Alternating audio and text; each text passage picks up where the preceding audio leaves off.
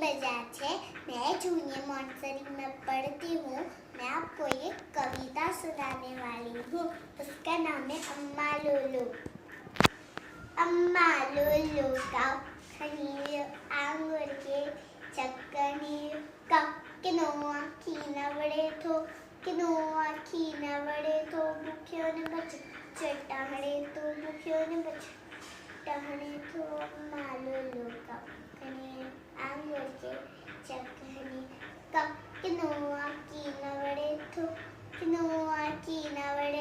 मुखियों ने बच चटाहड़े मुखियों ने बछड़ो जट अम्मा लूलू का खनीर आंगुर के चक्कनी वारन काही टोल पुणे तो डिंगो है